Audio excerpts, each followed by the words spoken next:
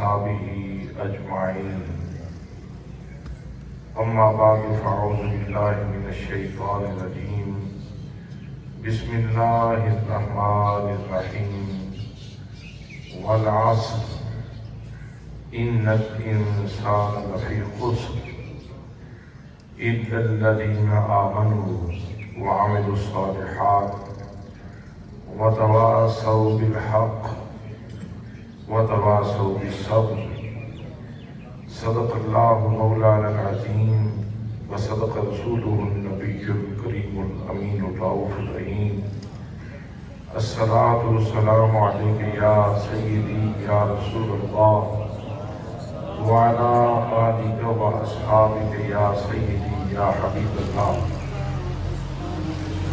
الصلاة والسلام عليك يا سيدي يا رحمة للعالمين وعلى آلك وأصحابك يا سيدي يا قائد الغر المحجلين. رونق محفل ترجمان اہل سنت عزیز القدر جناب حضرت علامہ مولانا مفتی شہباز حسین چشتی صاحب، خطیب مرکزی جامع مسجد صابری جڑا مالا و دیگر مقتدر محتشم ذی وقار ذی احترام علماء کرام، معززین شہر، معززین علاقہ، برادران اسلام، برادران طریقت، برادران محبت، خواتین و حضرات، السلام علیکم ورحمۃ اللہ وبرکاتہ۔ آج کی یہ نور بدامہ محفل آپ کے جسمانی اور روحانی ناشتے کے لیے انعقاد پذیر ہے۔ اس میں ترتیب ہے کہ پہلے آپ کا روحانی ناشتہ کروایا جائے گا اور پھر آپ کی خدمت میں لنگر غوثیہ پیش کیا جائے گا۔ تو حضرات محترم، انسان گزرنے کو بہت ساری جگہوں سے گزر جاتا ہے، لیکن اگر احساس کی آنکھ بند ہو، شعور کی آنکھ بند کر کے گزر جائے تو شاید گزرنے والا کعبۃ اللہ کے پاس سے بھی گزر جائے اور اسے پتہ ہی نہ چلے۔ لیکن جس کی احساس کی آنکھ کھلی ہے، جس کو عطا کریم نے شعور کی خیرات عطا فرمائی ہے، وہ تو کسی ایک نقش محبت کے اوپر ہی کھڑے ہو کر آنسو بہانا شروع کر دیتا ہے اور اپنے محبوب کو یاد کرنا شروع کر دیتا ہے۔ بڑی خوبصورت بات کہی تھی ڈاکٹر محمد اسحاق قریشی صاحب نے۔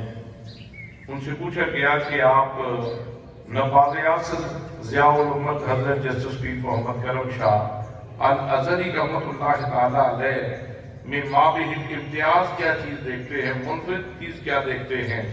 سیرت تو بہت سارے لوگوں نے لکھی ہے، تو آپ ان کے اندر انفرادیت کیا پاتے ہیں؟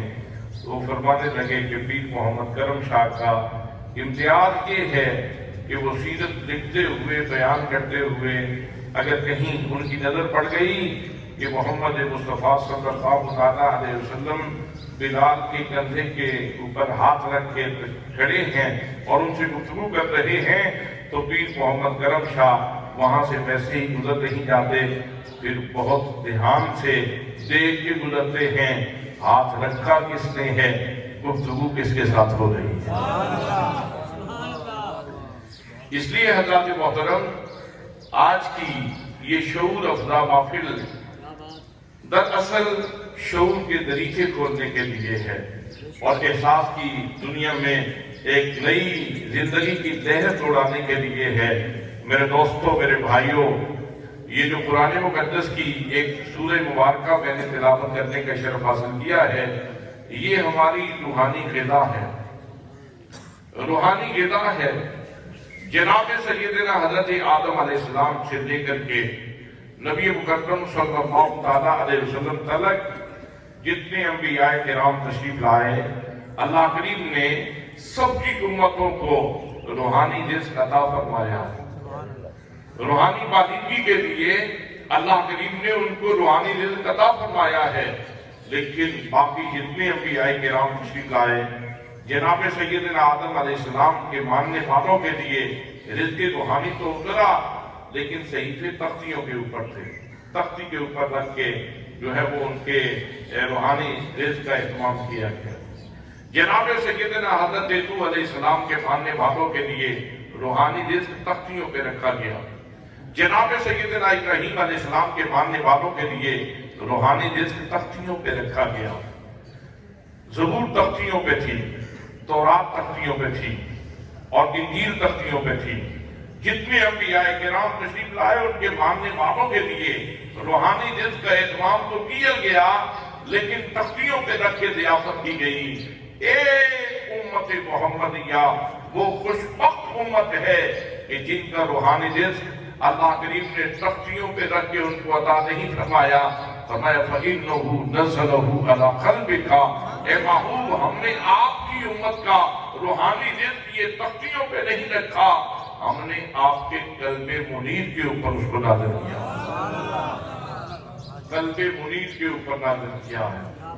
اور پھر وہاں سے اس روحانی رزق نے ذہن مصطفیٰ کا سفر کیا، فکر مصطفیٰ کا سفر کیا، فکر مصطفیٰ کا سفر کر کے پھر اس نے زبان مصطفیٰ کو چوما۔ خیرات دینے والوں ذرا اس کی نزاکت کو دیکھو، اس کی لطافت کو دیکھو، عطا فرمانے والے نے کتنا لطیف اہتمام کیا ہے۔ فکر مصطفیٰ کا سفر کیا، ذہن مصطفیٰ کا سفر کیا، پھر اس نے زبان مصطفیٰ کو چوما، اور پھر اس نے لب مصطفیٰ کو چوما، اور لب مصطفیٰ سے چوم کے پھر مصطفیٰ کے داہنے اقدس سے یہ دولت نکلی ہے، اور ادھر یہ دولت نکل رہی تھی، ادھر صدیق اکبر رضی اللہ تعالیٰ عنہ اپنے دامن میں اس کو سمیٹ رہے تھے۔ جناب حضرت خدیجہ الکبریٰ سلام اللہ علیہا اس کو اپنے دامن میں سمیٹ رہی تھیں۔ حضرت علی المرتضیٰ شیر خدا رضی اللہ تعالیٰ عنہ اس کو اپنے دامن میں سمیٹ رہے تھے، اور حضرت زید بن حارثہ رضی اللہ تعالیٰ عنہ اس کو اپنے دامن میں سمیٹ رہے تھے۔ حضرات محترم، یہ کتنے بڑے اعزاز کی بات ہے کہ اللہ کریم نے ہمیں سینہ مصطفیٰ سے جوڑ دیا ہے۔ اگر کسی کی خواہش ہو کہ میں سینہ مصطفیٰ سے لگ جاؤں، میں سینہ مصطفیٰ سے جڑ جاؤں، میں اس چشمے سے فیض پالوں، میری ملاقات میرے پاک نبی صلی اللہ علیہ وسلم سے ہو جائے، میں سینہ مصطفیٰ سے لگ جاؤں، وہ قرآن کھول کے بیٹھ جائے، یوں سمجھ لے کہ وہ سینہ مصطفیٰ سے جڑا ہوا ہے۔ تو یہ ہمارا روحانی رزق ہے جو اللہ کریم نے ہمیں عطا فرمایا ہے۔ آپ کی ضیافت کے لیے میں نے قرآن مقدس جو سارے کا سارا ہی جو ہے وہ روحانی خزائن سے معمور ہے، میں نے وہ ایک سورہ مبارکہ تلاوت کرنے کا شرف حاصل کیا ہے۔ آپ کی خدمت میں کچھ عزکیے دیتا ہوں۔ اللہ کریم نے ارشاد فرمایا والعصر، مجھے قسم ہے وقت کی، زمانے کی۔ اس کی 3 تفاسیر علماء نے بیان کی ہے، مطلق وقت اور مطلق زمانہ اس سے مراد ہے۔ مجھے قسم ہے مطلق وقت کی، مجھے قسم ہے زمانے کی۔ ان الانسان لفی خسر، بے شک انسان خسارے میں ہے۔ الا الذین آمنوا، سوائے ان لوگوں کے جن کے سینے میں ایمان اترا، جو ایمان لائے، وعملوا الصالحات، اور جنہوں نے صالح اعمال کیے، نیک عمل کیے، وتواصوا بالحق، اور حق بات کی تلقین کرتے رہے، وتواصوا بالصبر، اور صبر کی تلقین کرتے رہے۔ حضرات محترم، پروردگار عالم نے زمانے کی قسم کیوں اٹھائی؟ پہلی تفسیر یہ ہے کہ زمانے کی قسم، یہ مطلق وقت کی قسم۔ حضرات، وقت ایک بہت قیمتی دولت ہے، یہ بہت بڑی قیمتی دولت ہے۔ جو لوگ وقت کی قدر کرتے ہیں، وقت ان کی قدر کرتا ہے، اور جو لوگ وقت کو ضائع کر دیتے ہیں، वक्त उनको जाया कर देता है। बहुत खूबसूरत बात लिखी इमाम गजाली रहमतुल्लाह ताला अलैह ने। आप इरशाद फरमाते हैं एक दहकान को, एक किसान को, खेतों में काम करने वाले को एक यवाकीत व जवाहिर की थैली मिल गई। उसने कहा फसल पकी हुई है और रोजाना मुझे पहले कंकर चुनना पड़ते हैं, पत्थर इकट्ठे करना पड़ते हैं और फिर मैं जाता हूं और अपनी फसल के बनने के ऊपर बैठ के जाके चिड़ियां उड़ाता हूं। आज कितना अच्छा हुआ है, ये घड़े घड़ाए खूबसूरत पत्थर मिल गए हैं, आज चिड़ियां उड़ाने का लुत्फ आएगा, आज चिड़ियां उड़ाने का लुत्फ आएगा। उसने वो थैली दी और जाके अपनी फसल के बनने पे बैठ गया और बैठ के गुलेल चलाने लगा। एक पत्थर निकाल के उसको गुलेल में रखता और चिड़िया वो फायर करता, चिड़ियां उड़ती, उसके नफ्स को तस्कीर होती। ये खेल चलता रहा, वो यवाकीत व जवाहिर के साथ खेलता रहा। उसने एक एक करके सारे यवाकीत व जवाहिर जाया कर दिए। चंद जब मोती बच गए, उसे ख्याल आया कि मैंने तो आज शहर भी जाना था। उसने वो मोती हाथ में लिए, थैली वहीं फेंक दी और मोती हाथ में लिए शहर की तरफ रुख कर दिया। जब शहर में पहुंचा, जैसे ही शहर के दरवाजे से ही हुआ तो वहां जोहरियों की दुकान, जोहरियों की दुकानें थी, मार्केट थी वहां। जब उसको देखा किसी जोहरी ने, इसके हाथ में कीमती मोती है, वो दौड़ता हुआ आया और आके कहने लगा, मियां ये जो तेरे हाथ में मोती है, मैं इसका 1 लाख देने के लिए तैयार हूं, ये मुझे दे दो। इतनी देर में दूसरे जोहरी ने देखा तो वो दौड़ता हुआ आया। उसने कहा अगर ये लाख देता है तो मैं 1.25 लाख देने के लिए तैयार हूं। इतने में तीसरा भी दौड़ता हुआ आया और उसने कहा कि ये अगर 1.25 लाख देता है तो मैं 1.5 लाख देने के लिए तैयार हूं। जैसे उसका रेट बढ़ रहा था और एहसास की दौलत मिल रही थी, एहसास की आंख खुल रही थी, तो दहकान किसान बैठ के रोने लगे। जोहरियों ने कहा भाई हमने आपको तकलीफ नहीं दी, मारा नहीं, गदर नहीं पहुंचाया, हमने कोई तेरी हौसला शिकनी नहीं की, हमने तेरे साथ कोई ज्यादती नहीं की, तो ये रोने का मतलब क्या है? मियां चीज तेरी है, देना चाहते हो तो दे दो, नहीं देना चाहते तो ना दो, लेकिन रोने का क्या मतलब है? तो दहकान किसान कहने लगा हाय मेरी बदबख्ती कि जिस एक मोती के ऊपर तुम मर रहे हो, मुझे तो इन जैसे मोतियों की पूरी थैली मिली थी और मुझे पता ही नहीं था कि मेरे पास लाखों की दौलत मौजूद है और मैंने वो चिड़ियां उड़ाने में जाया कर दी। आए काश कि मुझे वक्त पे पता चल जाता और मैं इनकी कदर कर लेता। हजरत इमाम गजाली रहमतुल्लाह ताला अलैह ये बात लिखने के बाद इरशाद फरमाते हैं, बंदा मोमिन, ये जो सांसें तेरे पास मौजूद हैं, ये कीमती मोतियों की थैली तेरे पास मौजूद है।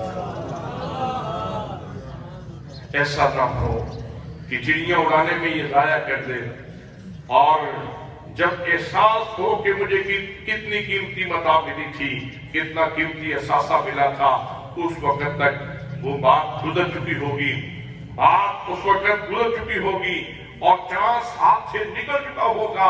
इसलिए आज वक्त है, इन कीमती मोतियों की कदर करो और अपने रब की बारगाह में सुरखरू होने का एहतमाम कर लो। तो हज़रात, वक्त बहुत कीमती दौलत है। जो कौमें वक्त की कदर करती हैं, वक्त उनकी कदर करता है, और जो लोग वक्त जाया कर देते हैं, वक्त उनको जाया कर देता है। हुजूर सय्यदी ज़ियाउल उम्मत हज़रत जस्टिस पी मोहम्मद करम शाह अल-अज़हरी रहमतुल्लाह ताला अलैह ने बहुत खूबसूरत बात इरशाद फरमाई। आप फरमाते हैं कि बंदाए मोमिन की जिंदगी में जवानी इस तरह है जिस तरह माह रमजान में लैलतुल क़द्र होती है। मेरे ख्याल में आपने तवज्जो नहीं फरमाई। बंदाए मोमिन की जिंदगी में जवानी इस तरह है जिस तरह माह रमजान में लैलतुल क़द्र होती है। यानी इसका मतलब ये है कि पूरी जिंदगी को यूं गुजारो जैसे तुम माह रमजान गुजार रहे हो, जैसे माह रमजान की साआतें मुयस्सर हैं, जैसे माह रमजान की घड़ियां गुजार रहे हो, और जवानी इस तरह गुजारो जैसे तुम लैलतुल क़द्र गुजार रहे हो। आप जरा तसव्वुर फरमाएं कि लैलतुल क़द्र हो और कोई घर में जो है वो नरमो गुलाल बिस्तर के ऊपर लेट के खराटे ले रहा हो, तो उसके ऊपर अफसोस होगा कि नहीं? उसके ऊपर जो है वो अफसोस होगा कि नहीं? एहसासे माहरूमी अगर उसको आ ले और वो जाग पड़े और वो अपनी घड़ियों की कदर कर ले, तो ये उसके लिए कितना अच्छा है।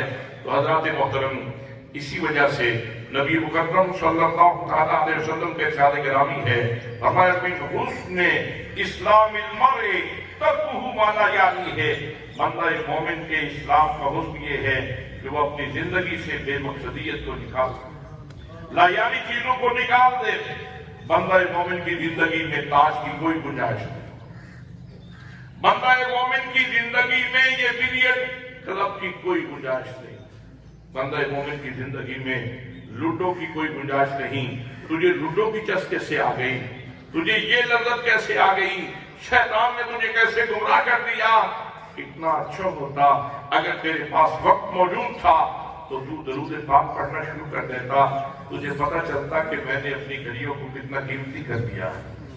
हज़रात मोहतरम, ये जिंदगी का चांस, ये जिंदगी का मौका फकत एक दफा मुयस्सर आता है, फकत एक दफा मुयस्सर आता है। एक दफा ये वक्त गुजर जाए तो फिर वो लौट के वापस नहीं आता। इसलिए आज जरूरत है कि हम इस वक्त की कदर करें। जैसे जैसे आप वक्त की कदर करेंगे, वक्त आपकी कदर करेगा।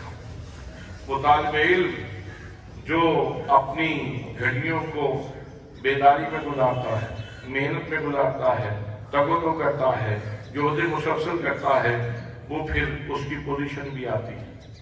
फिर वो शादा और फरहान घर भी लौटता है और शादमानी का तोहफा अपने वालिदैन को भी आके देता है और वालिदैन भी मसरूर होते हैं और सबको खुशी होती है कि हमारे बेटे ने मेडल दिया है, पोजीशन दी है।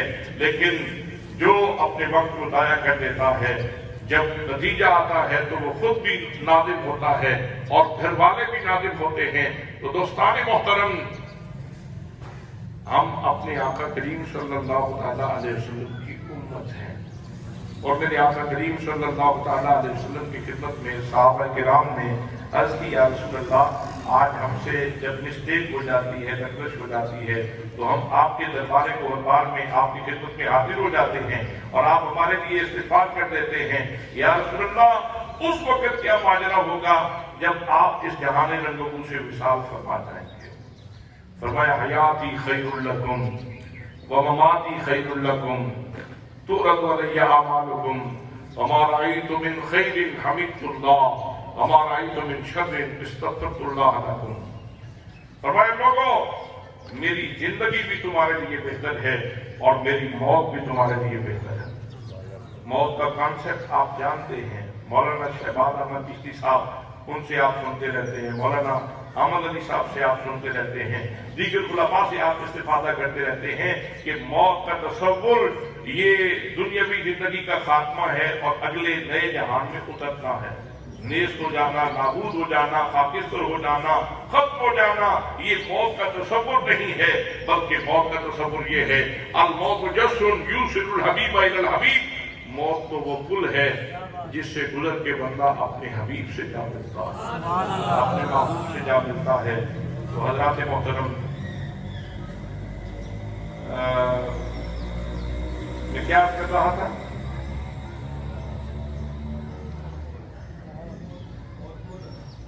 वो तो मैंने कह दिया, इससे पहले बात क्या थी?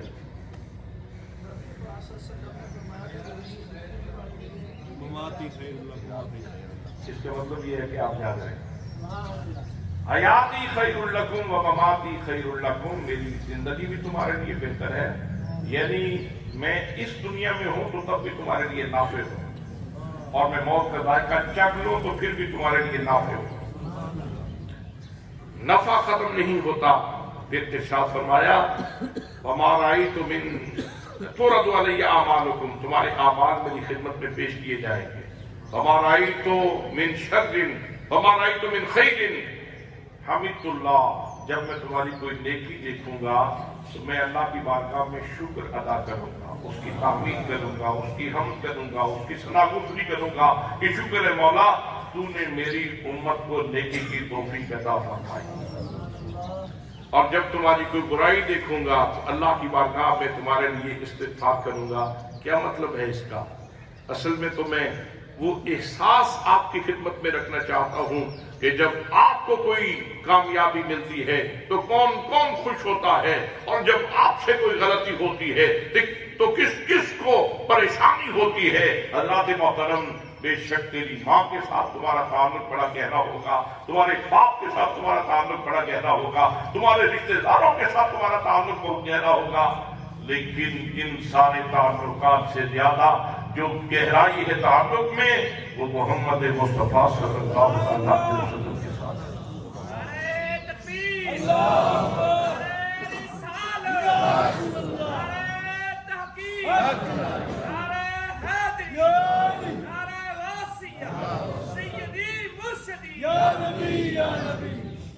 جیسے بیٹا کامیاب ہو تو ماں کو خوشی ہوتی ہے، باپ کو خوشی ہوتی ہے، رشتہ داروں کو خوشی ہوتی ہے، اسی طرح جب تم کامیابی کا کوئی زینہ طے کر لیتے ہو، کوئی نیکی کر لیتے ہو تو مصطفیٰ کریم گنبد خضرا میں خوش ہوتے رہتے ہیں۔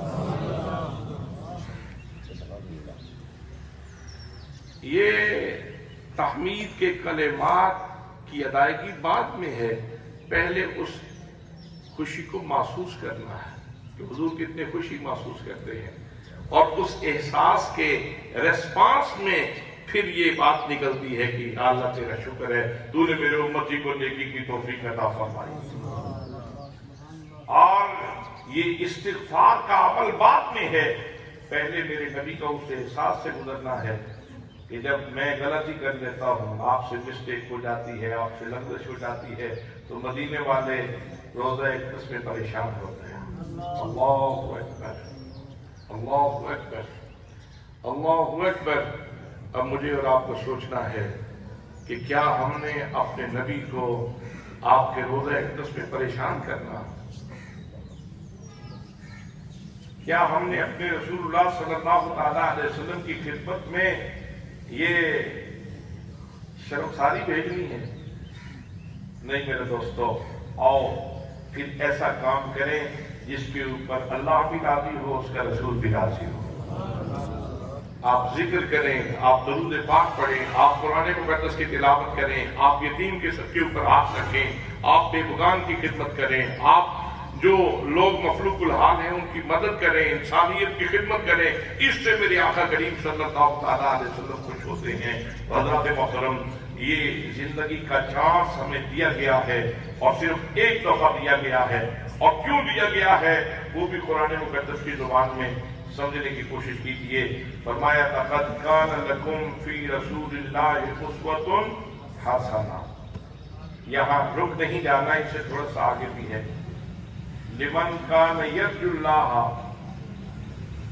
اس بندے کے لیے نبی مقدم صلی اللہ علیہ وسلم کی زندگی میں بہترین نمونہ ہے جو اللہ سے ملاقات کی امید رکھتا ہے، جو مسافر خانے میں ہے، جو یہاں سے لوٹنا چاہتا ہے۔ آپ کہیں کسی سے ملنے کے لیے جاتے ہیں تو سب سے پہلے آپ اپنے لباس کو اچھا کرتے ہیں، نہاتے ہیں، لباس اچھا پہنتے ہیں، ڈیکوریٹ ہو کر اپنے آپ کی تزئین کر کے، تحسین کر کے، پھر کسی ملنے والے کے پاس جاتے ہیں اور اس سے ملاقات کرتے ہیں۔ تو اللہ کریم نے ہمیں یہ چانس دیا ہے، میں تجھے موقع دیتا ہوں، میں تجھ سے ملاقات کروں گا، ذرا ڈیکوریٹ ہو کے آنا، ذرا حسن کی خیرات لے کر کے آنا۔ وہ حسن کی خیرات کا سرچشمہ کہاں ہے کہ جہاں سے میں ڈیکوریٹ ہو جاؤں، میں تیری بارگاہ کے لائق ہو جاؤں، تو میرے اوپر نگاہ محبت ڈالے، میں تیری محبتوں کے قابل ہو جاؤں۔ وہ سرچشمہ حسن کون سا ہے؟ فرمایا مجھ سے ملاقات کرنے والے میرے نبی پاک صلی اللہ علیہ وسلم کی پوری زندگی میں تیرے لیے حسن ہی حسن بات۔ اور پھر ارشاد فرمایا لقد کان لکم فی رسول اللہ اسوۃ حسنہ، کہا ہے، کاملہ نہیں کہا۔ कामिला कहा जाता, मफहूम फिर भी अदा हो जाता, लेकिन हसना कहा है। हजरत हसना किसे कहते हैं? हजरत सिराजुद्दीन तूसी रहमतुल्लाह ताला अलैह, हजरत दाता गंज बख्श रहमतुल्लाह ताला अलैह के मशाइख में से हैं। आप फरमाते हैं हसना हक उस चीज को कहा जाता है जिसको अल्लाह प्यार से देखता है।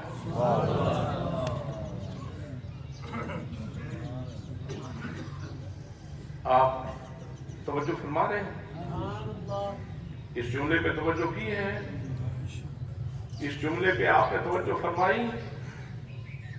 हसना हक उस चीज को कहा जाता है जिसके ऊपर अल्लाह की प्यार की नजर हो, और इसकी चाशनी पूछनी हो तो बाबा फरीद से पूछो, ख्वाजा मोइनुद्दीन चिश्ती अजमेरी से पूछो, जिन्होंने दिलों में जिंदगी गुजार दी, मेहनतें करते हुए जंगलों में रियासतें इबादतें करते हुए जिंदगी गुजारी, इसलिए कि तेरी प्यार की नजर पड़ जाए, तेरी प्यार की नजर पड़ जाए।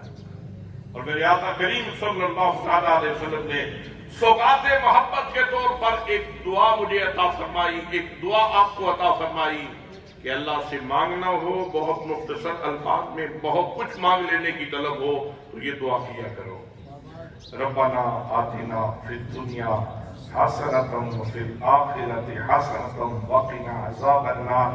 ये क्या खूबसूरत दुआ है कि मालिक मैं सवाली हूँ, मांगता हूँ, मैं तेरी बारगाह में साइल हूँ, मांगने वाला हूँ, मेरे दामन में दुनिया की हर वो चीज डालना जिसके ऊपर तेरी प्यार की नजर है, वो चीज डालना जिसके ऊपर तेरी प्यार की नजर हो, और आखिरत में भी वही चीज डालना जिसके ऊपर तेरे प्यार की नजर हो।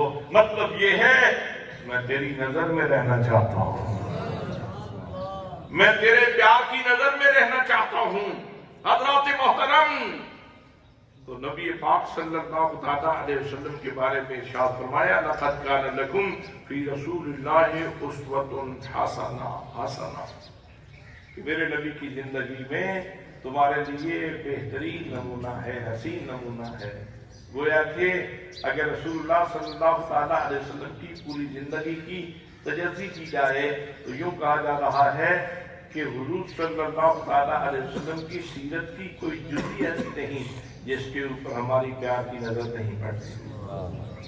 और जितना वो रंग किसी की शख्सियत में उतरता है, सिद्दीक़ अकबर की सूरत में, फारूक आजम की सूरत में, हजरत उस्मान गनी की सूरत में, अली हैदर कर्रार की सूरत में, दीगर सहाबा किराम की सूरत में, अहले बैत अतहार की सूरत में, और फिर सहाबा के बाद ताबईन है, तबा ताबईन है, सलफ सालेहीन है।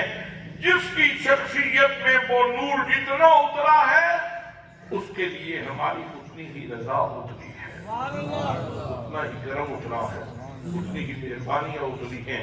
तो हमें ये मौका दिया गया है कि हम अपने आप को डेकोरेट करें। जाना है, मुसाफिर खाना है, कोई बंदा है जिसका क़याम पक्का हो, हमारे वालिद चले गए, हमारे दादा चले गए, हमारे परदादा चले गए, बड़े बड़े सेहतमंद लोग चले गए, जिनको कभी गुमान भी नहीं था कि मेरे ऊपर बीमारी आएगी, आई, फिर वो उनको लेके चली गई।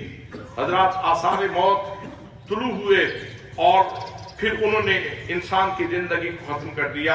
तो ये मौका एक दफा मिलता है, ये वक्त एक दफा मिलता है, और ये काबिल कदर मौका है हर उस बंदे के लिए जो दुनिया को मुसाफिर खाना समझता है और वो अपने रब से मुलाकात करने के लिए जा रहा है।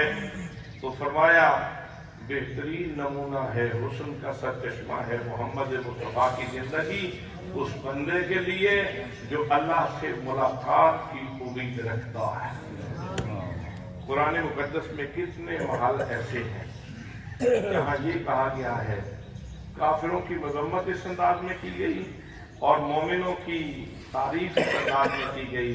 ये जो मोमिन हैं ये मेरी मुलाकात के मुश्ताक रहते हैं, इनके नजदीक मौत का तसव्वुर, आखिरत का तसव्वुर ये है कि ये मेरी मुलाकात के मुश्ताक रहते हैं। और काफिरों के अंदर कुबा ये है, उनके अंदर गलती ये है, मिस्टेक ये है کہ کملے جانتے ہی نہیں میری ملاقات کتنی اہم ہے، وہ میری ملاقات کی تیاری ہی نہیں کرتے۔ تو دوستان محترم، اللہ کریم نے ارشاد فرمایا والعصر، مجھے قسم ہے وقت کی، مجھے قسم ہے زمانے کی، ان الانسان لفی خسر، بے شک انسان خسارے میں ہے، الا الذین آمنوا، سوائے ان لوگوں کے جو ایمان لائے، وعملوا الصالحات، اور انہوں نے نیک اعمال کیے، وتواصوا بالحق، حق بات کی تلقین کرتے رہے، وتواصوا بالصبر، اور صبر کی تلقین کرتے رہے۔ اس کی دوسری تفسیر یہ ہے کہ والعصر سے مراد وقت عصر ہے، وقت عصر۔ اور ہمارے بزرگ فرماتے ہیں کہ وقت عصر کی قسم اس لیے بھی اٹھائی گئی کہ انسان جب اس جہان فانی سے جانے لگتا ہے، وقت کوئی بھی ہو، اسے یوں محسوس ہوتا ہے جیسے عصر کا وقت ہو گیا ہے۔ قرآن مقدس میں اللہ کریم نے وقت عصر کی، نماز عصر کی حفاظت کی بہت زیادہ تاکید فرمائی۔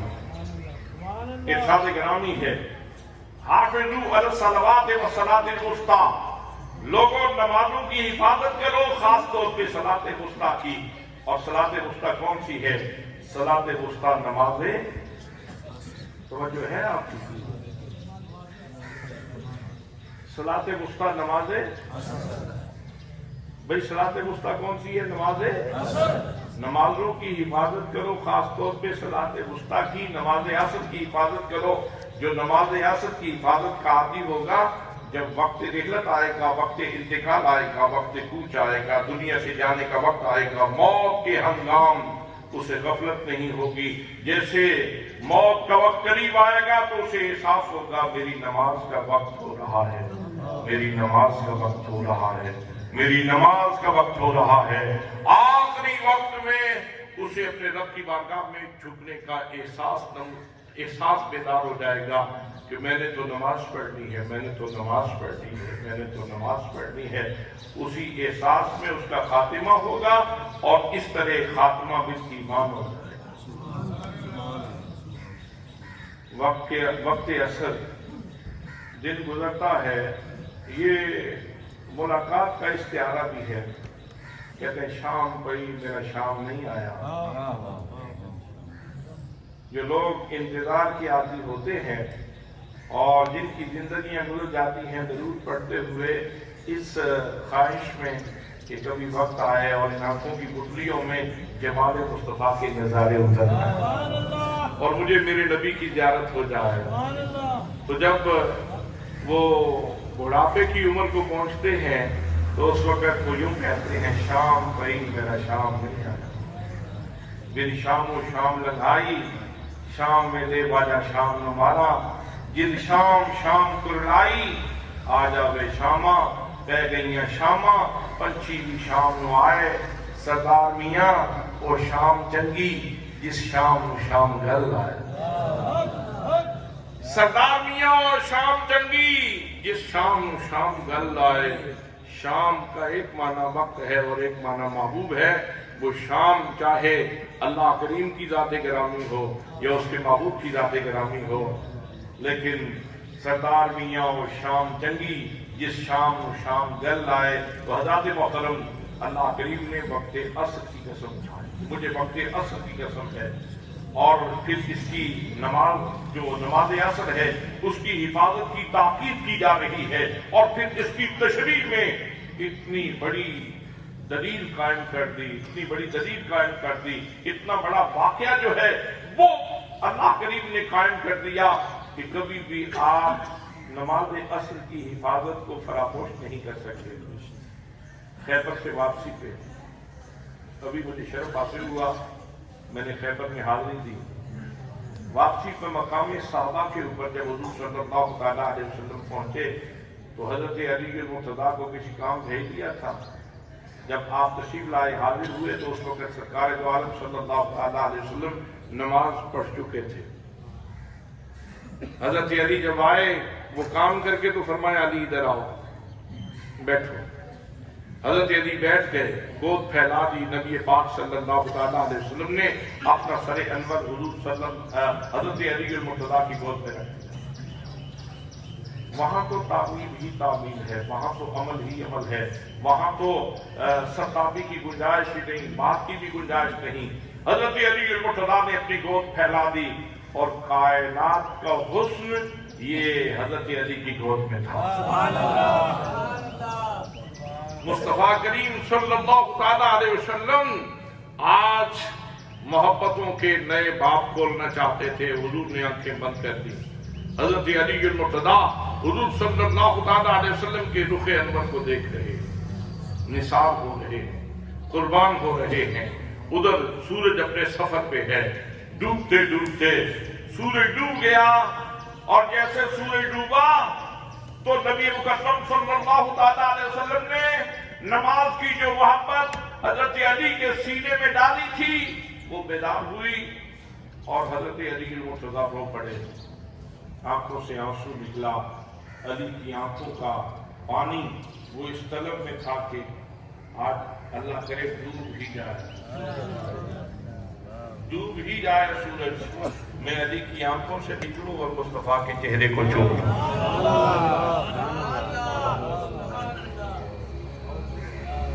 آنکھوں سے آنسو نکلا، تیری آنکھوں سے وہ آنسو کا لڑکنا توبہ، میں نے گرتی ہوئی کونین کی قیمت دیکھی۔ آنکھ سے آنسو لڑکا اور اس نے رخسار مصطفیٰ کا بوسہ لیا، حضور کے رخسار کو چوم لیا۔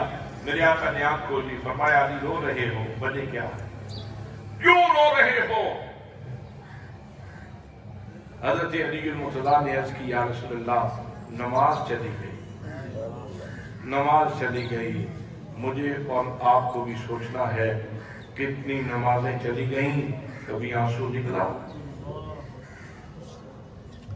کتنی نمازیں قضا ہو گئیں، کبھی آنسو نکلا؟ کبھی روئے؟ اور پھر اہل بیت کا حقدار ہونے کا دعویٰ بھی ہے، محبت اہل بیت کے دعوے بھی ہیں، اور کبھی نماز کی محبت میں آنسو نکلا ہو تو وہ یاد تو کرو، اور اگر نکلا ہے تو بہت بڑی بات ہے۔ حضرات محترم جناب علی المرتضیٰ کی آنکھ سے آنسو نکلا، اور آنسو حضور صلی اللہ علیہ وسلم کے رخسار پہ گرا۔ میرے آقا نے فرمایا کیوں رو رہے ہو؟ عرض کی یا رسول اللہ نماز چلی گئی۔ تو میرے آقا کریم صلی اللہ علیہ وسلم نے ارشاد فرمایا، علی قضا پڑھنا چاہتے ہو یا ادا پڑھنا چاہتے ہو؟ عرض کی کریمہ قضا کی عادت ہی نہیں ہے، ادا پڑھنے کی عادت، قضا کی تو عادت ہی نہیں ہے، ہم تو ادا پڑھنے کی عادی ہیں، ادا پڑھنے کی عادی ہیں۔ حضرات اب یہاں بہت سارے طریقے تھے، بہت ساری صورتیں تھیں، بہت سارے امکانات تھے کہ حضور صلی اللہ علیہ وسلم کے ارشاد فرماتے تھے، ٹھیک ہے علی تم پڑھ لو، تمہیں ادا کا ثواب مل جائے گا۔ اگر حضرت خزیمہ انصاری کے لیے ایک کی گواہی خزیمہ انصاری کی 2 کے برابر ہو سکتی ہے اختیار مصطفیٰ سے، تو حضرت علی کو یہ فرمان بھی جاری کیا جا سکتا تھا۔ اگر حضرت سراقہ کے لیے سونا حلال ہو سکتا ہے تو علی کے لیے یہ فرمان جاری کیا جا سکتا تھا۔ حضرات محترم، لیکن یہاں میرے آقا کریم صلی اللہ علیہ وسلم نے یہ فرمان جاری نہیں کیا، بلکہ کیا کیا؟ ہاتھ اٹھائے، اور وہ ہاتھ جس کے حق میں اٹھ جائیں اس زمانہ اس کا طواف کرتا ہوں۔ اللہم ان علیا کان فی طاعتک و طاعت رسولک، اللہ میرے پروردگار بے شک علی تیری اطاعت میں تھا اور تیرے رسول کی اطاعت میں تھا۔ بھئی نماز تو چھوٹ رہی ہے، اطاعت تو یہ ہے کہ نماز ادا کی جائے، قیام کیا جائے، رکوع کیا جائے، سجدہ کیا جائے، قومہ کیا جائے، تشہد کیا جائے، نماز پڑھی جائے، تو یہ اطاعت ہے، فرمانبرداری ہے۔ لیکن یہاں نماز چھوٹ رہی ہے، حضور صلی اللہ علیہ وسلم فرماتے ہیں اے اللہ علی تیری اطاعت میں تھا اور تیرے رسول کی اطاعت میں تھا، تو اس کا مطلب یہ ہوا کہ بات اصل میں مصطفیٰ کی فرمانبرداری کی ہے۔ اگر مصطفیٰ کے حکم پہ نماز پڑھو تو یہ بھی اطاعت ہے، اور اگر نماز کو حضور کی نیند پر قربان کر دو تو یہ بھی اطاعت اور فرما برداری ہے، یہ بھی اللہ کی اطاعت اور فرما برداری ہے۔ حضرات محترم، آپ سارے اہل محبت تشریف فرما ہیں۔ یہ بھی تو ہو سکتا تھا کہ حضور صلی اللہ علیہ وسلم معجزہ دکھاتے کسی بادل کی، یہ بھی ہو سکتا تھا کہ حضور صلی اللہ علیہ وسلم اپنے اختیار کا اظہار فرماتے اور حضرت علی مرتضیٰ کے لیے گنجائش پیدا کر دیتے، لیکن میرے آقا کریم صلی اللہ علیہ وسلم نے حضرت علی کے لیے جیسے ہاتھ اٹھائے تو ڈوبا ہوا سورج واپس آ گیا۔ سبحان اللہ، ڈوبا ہوا سورج، بھئی ڈوبا ہوا سورج واپس آ گیا۔ اب سورج دیکھ رہا ہے اور علی نماز پڑھ رہا ہے۔ آج سورج دیکھ رہا ہے اور جناب علی نماز پڑھ رہے ہیں۔ میں عالم تصور میں گیا، میں نے کہا سورج، تو نے کبھی کسی مفتی کی پرواہ نہیں، تو نے کبھی کسی کتب کی پرواہ نہیں کی، تو نے کبھی کسی ابدال کی پرواہ نہیں کی، تو نے کبھی کسی شخصیت کی پرواہ نہیں کی، اپنے سفر پہ دوا دوا رہتے ہو، اب بتاؤ کب ڈوبو گے؟ تو اس نے صدا دی، اب مجھ سے نہ پوچھو، علی سے پوچھو۔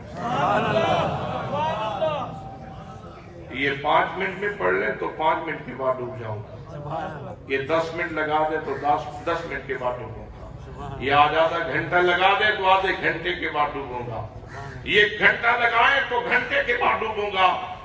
میں نے کہا کبھی تو نے کسی کا انتظار نہیں کیا تھا، تو آج دیکھ دیکھ کے خوش ہو رہے ہو اور اپنی جگہ پہ کھڑے ہو۔ اس نے کہا پہلے سبھی کے لیے نکلا کرتا تھا، آج فقط علی کے لیے نکلا۔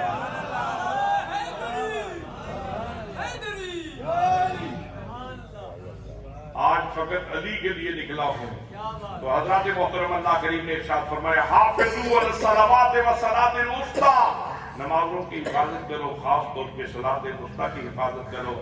یہ کمال حفاظت نہیں ہے، کمال حفاظت نہیں ہے۔ حضرت علی المرتضیٰ کی نماز کی حفاظت کے لیے زمانے کی نبض بدل دی گئی۔ بھئی سورج زمانے کی نبض ہے، سورج زمانے کی نبض ہے۔ صبح سویرے ہلکی سی نمود ظاہر ہوتی ہے تو ایک نام ہے، اب جی صبح کاذب ہے، پھر صبح صادق ہے، پھر فجر ہے۔ جیسے جیسے سفر کرتا ہے سورج تو زمانے کے نام بدلتے ہیں، زمانے کی نئی گھڑیوں کا تعین ہوتا ہے۔ اب دوپہر ہو گئی ہے، اب زوال کا وقت ہو گیا ہے، اب ظہر کا وقت ہو گیا ہے، اب عصر کا وقت ہو گیا ہے، اب مغرب کا وقت ہو گیا ہے، اب عشاء کا وقت ہو گیا ہے۔ جب سورج اپنا حسن سمیٹ کر اپنی تاریک رات، اپنی تاریک زلفوں میں سورج کا چہرہ چھپا لیتی ہے تو پھر اس کو رات کہا جاتا ہے۔ حضرات محترم، یہ زمانے کے جتنے نام ہیں یہ سورج کے ساتھ ہیں، اور سورج زمانے کی نبض ہے۔ اور اللہ نے بتا دیا کہ ہم علی کے لیے زمانے کی نبض بدل کے رکھ رہے ہیں۔ نماز کی حفاظت کے لیے، حضرت علی کی نماز کی حفاظت کے لیے زمانے کی نبض بدلی جا رہی ہے، زمانے کی نبض بدلی جا رہی ہے۔ تو دوستان محترم، یہ صلاۃ وسطیٰ کی حفاظت کا بہت بڑا اور نادر واقعہ ہے اور خوبصورت ترین واقعہ ہے۔ تو میں عرض کر رہا تھا کہ اللہ کریم نے ارشاد فرمایا، مجھے قسم ہے وقت عصر کی، ان الانسان لفی خسر، بے شک انسان خسارے میں ہے، الا الذین آمنوا، سوائے ان لوگوں کے جو ایمان لائے، وعملوا الصالحات، اور انہوں نے نیک کام کیے، وتواصوا بالحق، حق بات کی تلقین کرتے رہے، وتواصوا بالصبر، اور صبر کی تلقین کرتے رہے۔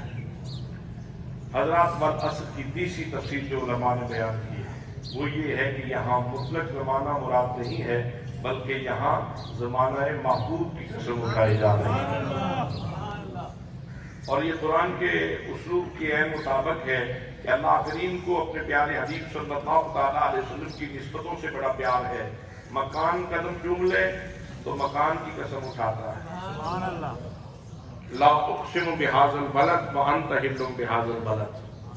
اگر مکان رسول اللہ کے قدم چوم لے تو مکان کی قسم اٹھاتا ہے، ان ذروں کی قسمیں اٹھاتا ہے جو ذرے حضور صلی اللہ علیہ وسلم کے قدموں کا بوسہ لے لیتے ہیں۔ اور जिन घड़ियों की निस्बत हुजूर सल्लल्लाहु अलैहि वसल्लम के साथ हो जाए, अल्लाह करीम उस ज़मान की भी कसम उठाता है। वल-अस्र, मुझे कसम है ज़माने माहूद की। वैसे अगर इसको इजमाल में रखा जाए तो फिर माना ये बनता है कि मुझे हुजूर सल्लल्लाहु अलैहि वसल्लम की 63 साला जिंदगी की कसम। और अगर इसकी तजस्सी कर दी जाए, इसको अज्जा में तकसीम कर दिया जाए, तो फिर इसका मफहूम ये बनेगा, मुझे कसम है उन सुहानी घड़ियों की जब तैबा का चांद माई आमिना की गोद में चमका था। मुझे कसम है उन सातों की जिन सातों में हजरत अब्दुल मुत्तलिब ने उनको उठाया था और काबतुल्लाह के सामने ले गए थे और काबतुल्लाह के सामने खड़े होके माहूद की आमद पे शुक्राना अदा कर रहे थे। मुझे कसम है उन हसीन घड़ियों की जब हलीमा सादिया मफलूक हादी लेकर आई थी और खुशहाली की सौगात लेके जा रही थी। मेरे मुस्तफा को लेके जा रही थी तो खुशियां लेके जा रही थी, अमन लेके जा रही थी, फौज लेके जा रही थी, फलाह लेके जा रही थी, सआदत लेके जा रही थी। मुझे कसम है उन घड़ियों की, उन लम्हात की कसम जब हजरत शीमा मुस्तफा को उठाकर उनको लोनियां दे रही थी। मुझे कसम है उन हसीन घड़ियों की जब हजरत आमिना की गोद में वापस किया जा रहा था मोहम्मद मुस्तफा को। और मुझे कसम है उन घड़ियों की जिन घड़ियों में मेरे पाक नबी सल्लल्लाहु अलैहि वसल्लम ने अपना बचपना गुजारा है।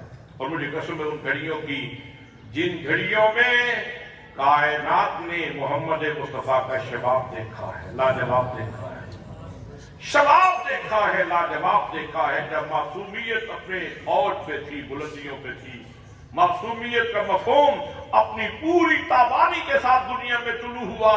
मुझे उन लम्हों की कसम है जब मुस्तफा अपने शबाब पे थे और मासूमियत भी आपकी शख्सियत में अपने शबाब पर थी। और मुझे कसम है उन घड़ियों की भी जब काबतुल्लाह की तामीर हो रही थी और करीब था कि झगड़ा हो जाए, फिर फाइनल हुआ कि संगे अस्वद रखने के लिए कल जो बंदा सबसे पहले आएगा हरम में वो ये पत्थर उठा करके रख देगा। तो फिर जो शख्सियत तशरीफ लाए वो मोहम्मद मुस्तफा थे। उन घड़ियों की कसम जब वो सबसे कह रहे थे एक कोना तू पकड़ ले, एक कोना तू पकड़ ले, एक कोना तू पकड़ ले, एक कोना तुम पकड़ लो, एक कोना तुम पकड़ लो, सबसे कहा कि ये इंतशार अच्छा नहीं, ये खलफशार अच्छा नहीं, उठाओ अब चादर को। और जब उन्होंने चादर उठाई तो मुस्तफा ने अपने नाज़नीन हाथों के साथ हजरे अस्वद को पकड़ के वहां रख दिया। सारा जहान हजरे अस्वद को चूमता है और हजरे अस्वद मुस्तफा की तलियों का बोसा देता है। मुस्तफा करीम सल्लल्लाहु अलैहि वसल्लम की कफे अक़दस को चूम रहा था, हजरे अस्वद मुस्तफा के हाथों के बोसे दे रहा था। मुझे उन घड़ियों की कसम है और मुझे उन घड़ियों की भी कसम है जब आपने तमाम कुरैश मक्का को बुला करके उनको दावत दी और कहा मेरे बारे में क्या जानते हो, तो सबने बेयक जुबान हो के कहा था अंतर सादिकुन व अमीनुन, आप तो बेकर सदाकत हो, मुझे सुमाए अमानत हो। मुझे कसम है उन घड़ियों की जब आप लोगों को अल्लाह की तरफ बुला रहे थे। और मुझे कसम है उन घड़ियों की भी जब आप हतीम में अल्लाह की बारगाह में सर झुका के इखलास के सजदे कर रहे थे और किसी ने आके ऊंट की ओट उठा करके तेरे जिस्म के ऊपर फेंक दी। मेरे नबी तूने शिकवा नहीं किया, शिकायत नहीं की, तूने सब्र किया। मुझे उन घड़ियों की भी कसम है और मुझे उन घड़ियों की भी कसम है जब लोग तुझे मार रहे थे तो सिद्दीक आके तेरे ऊपर गिर गया, लोगों मारना है तो मुझे मारो, मेरे महबूब को तकलीफ न दो। और इतना मारा गया, इतना मारा गया, इतनी तकलीफ दी गई कि वो सूझ गया। कबीले वाले उठा करके ले गए। जब होश आया मां सराने दूध का प्याला लेके बैठी थी और कह रही थी प्यारे बेटे ये दूध का एक घूंट ले लो, तुम्हें सुकून मिल जाए। तो कहा अम्मी जान दूध को छोड़े मुझे ये बताएं मोहम्मद मुस्तफा किस कैफियत पे है। तेरा प्यार सीने में जब उतर रहा था लोगों के, मुझे उन घड़ियों की कसम है। जब सिद्दीक तड़प रहा था तेरी मोहब्बत में, मुझे उन घड़ियों की कसम है। और मुझे उन घड़ियों की भी कसम है जब गारे सौर पे तुझे कोई अपने कंधे पे उठा के ले जाता, 8,000 फुट की बुलंदी के ऊपर बड़े बड़े तनोमंद सेहतमंद लोग वहां जाके खड़े होते हैं, और जब गारे सौर की बुलंदियों को देखते हैं तो वहां एक दफा हर वो बंदा जो सलीमुल फितरत है, जिसको अल्लाह करीम ने इंसाफ समझने का सलीका और करीना बख्शा है, वो यहां खड़े होकर ये कहता है, सिद्दीक़ अकबर, दुनिया में मोहब्बत करने वाले बहुत लोग होंगे, मोहब्बत की दास्तानें बहुत होंगी, लेकिन तेरी मोहब्बत कमाल की मोहब्बत। ओ बेजान यार, पूरे भी कह रही थी, रिज़मा भी कह रहे थे, वहुशो तुयूर भी कह रहे थे, जमीन भी कह रही थी, आसमान भी कह रहा था, जमाना कह रहा था। ओ बेजान यार,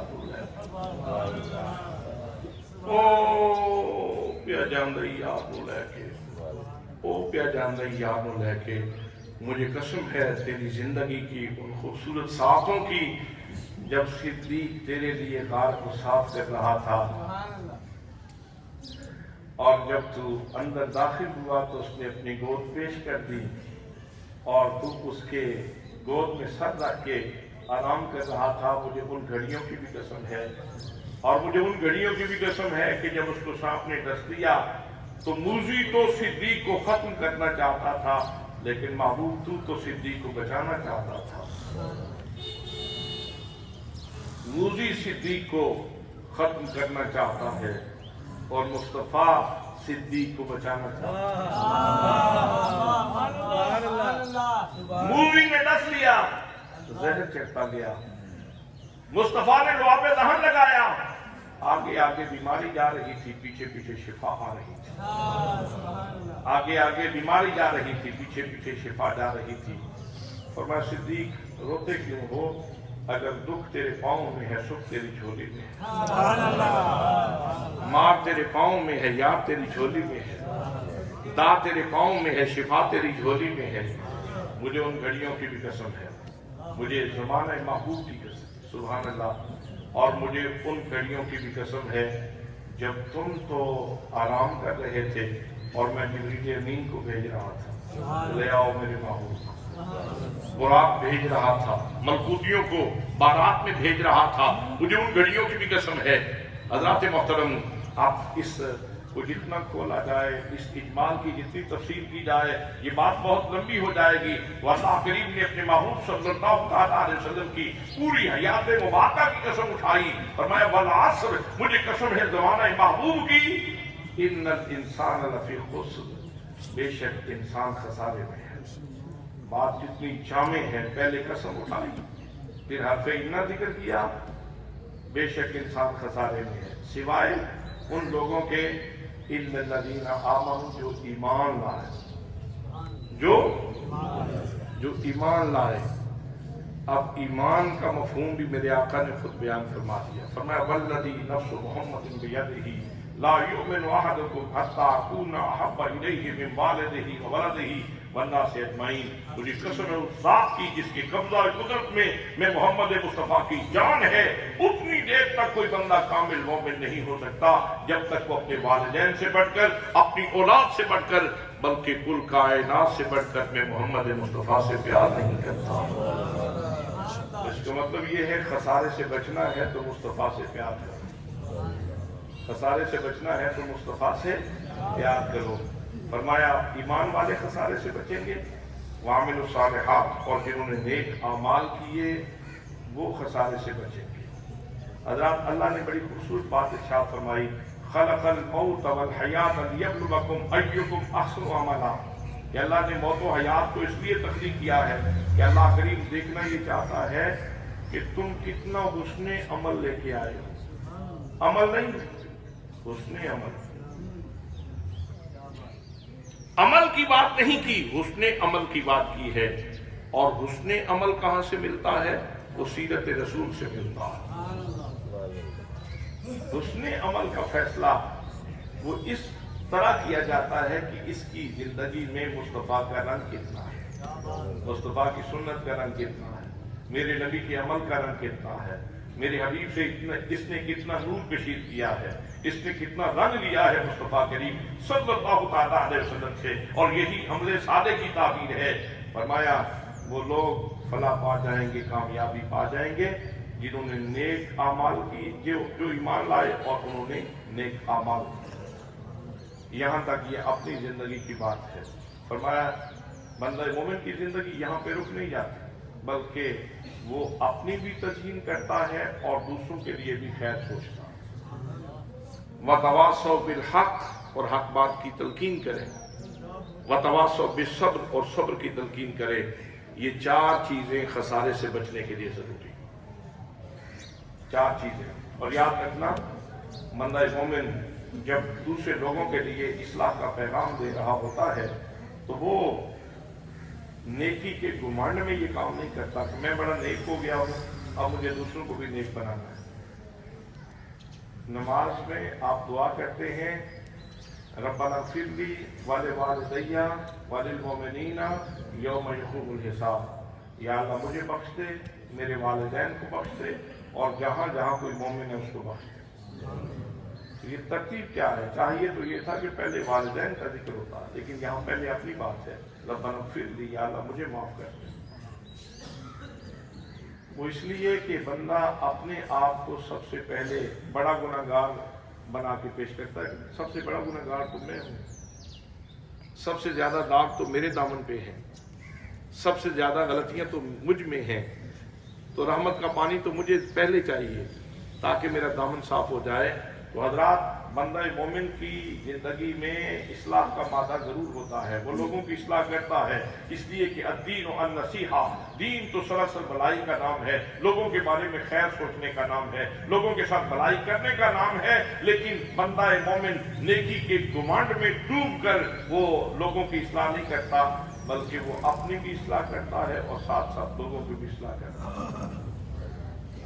حضرت علی المرتضیٰ رضی اللہ تعالیٰ عنہ کو میرے آقا کریم صلی اللہ تعالیٰ علیہ وسلم نے ارشاد فرمایا تھا کہ علی اگر تیرے ذریعے کوئی ایک بندہ راہ راست پہ ہو جائے، راہ راست پہ آ جائے تو یہ اللہ کے راستے میں سرخ اونٹ دینے سے کہیں بہتر ہے، اللہ کے راستے میں خزانے خرچ کرنے سے کہیں بہتر ہے کہ تمہاری وجہ سے کوئی ایک بندہ راہ راست پہ آ جائے۔ حضرات محترم، بس آخری بات یہ ہے کہ یہ تہذیب ہماری نہیں ہے کہ آپ اپنا کریں چھوڑیں باقی لوگوں، یہ نہیں، یہ اسلامی تہذیب نہیں ہے، یہ یورپ کی تہذیب ہے، یہ یورپ کا فلسفہ ہے، اسلامی زندگی کا فلسفہ نہیں ہے۔ اسلامی زندگی کا فلسفہ یہ ہے کنتم خیر امت اخرجت للناس تأمرون بالمعروف وتنہون عن المنکر، تم بہترین امت ہو، اب تمہیں اپنا فریضہ ادا کرنا ہے، تم خیر امت اس لیے ہو کہ تم نیکی کا حکم دیتے ہو اور برائی سے روکتے ہو۔ اور اسی چیز کو اللہ کریم نے قرآن مقدس میں سورہ عصر میں بیان فرمایا کہ وہ لوگ خسارے سے بچ جائیں گے جو ایمان لائے اور نیک کام کیے، اور پھر اپنے آپ کو ہی نیکی تک نہیں رکھا بلکہ دوسرے بھائیوں کے لیے بھی ان کے دل میں خیر موجود تھی، جذبہ اسلام موجود تھا کہ میں دوزخ سے بچوں تو وہ بھائی بھی بچ جائے، مجھ پہ اللہ کی نظر کرم ہو تو اس کے اوپر بھی اللہ کی نظر کرم ہو جائے، مجھ سے میرے محبوب راضی ہو جائیں تو اس کے اوپر بھی اللہ کے محبوب راضی ہو جائیں۔ تو سب کو اللہ کی محبت کی نظر کا استحقاق بخشنے کے لیے اور محبوب صلی اللہ تعالیٰ علیہ وسلم کے قریب کرنے کے لیے دعوت و اصلاح کا فریضہ ادا کرنا چاہیے۔ جیسے آپ لوگ ماشاءاللہ یہ 7 روزہ اصلاحی پروگرام کا آخری سیشن تھا جس میں آج میری اور آپ کی حاضری ہوئی۔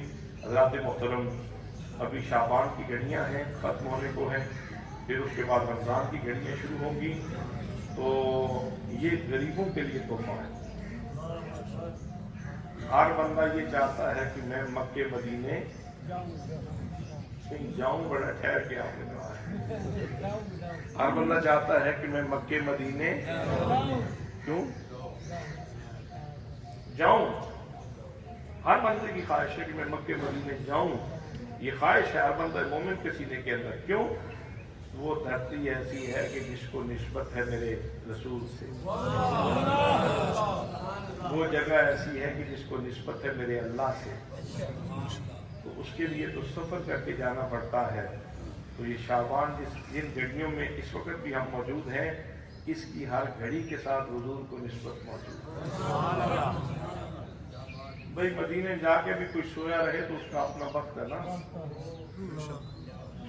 کعبۃ اللہ کے سین میں بھی جا کے کوئی ٹانگیں اس کی طرف کر کے بیٹھا رہے تو اس کی اپنی شومی قسمت ہے نا۔ اس لیے تو نہیں ہے نا، اس لیے تو کعبے میں نہیں گئے کہ کعبے کی طرف ٹانگیں کر کے بیٹھے سوئے رہے۔ یہ تو شومی قسمت ہے۔ وقت تو یہ ہے کہ اللہ نے موقع دیا ہے، مدینے میں حاضری کا تو مدینے کی قدر کرو، اور مکے میں حاضری کا موقع ملا ہے تو مکے کی قدر کرو، اللہ کے گھر کی قدر کرو۔ حضرات محترم، یہ شعبان کی گھڑیاں حضور کی نسبت سے مالا مال ہیں، اور رمضان کی گھڑیاں اللہ کی نسبت سے مالا مال۔ تو یہ سخی خود آیا ہے آپ کے اپنے گھر میں، اور آپ کو دروازہ بھی کھولنا نہیں پڑا، خود ہی آ گیا ہے۔ اور ماہ رمضان آ رہا ہے، دروازہ کھولے یا نہ کھولے آ جائے گا۔ مہمان کی قدر کرنا یہ ہماری ذمہ داری ہے۔ دعا ہے کہ اللہ کریم ہمیں خسران سے، خسارے سے، گھاٹے سے محفوظ فرمائے، اور کامیابی کے راستے پہ چلنے کی توفیق مرحمت فرمائے۔ وما علیہ الا البلاغ۔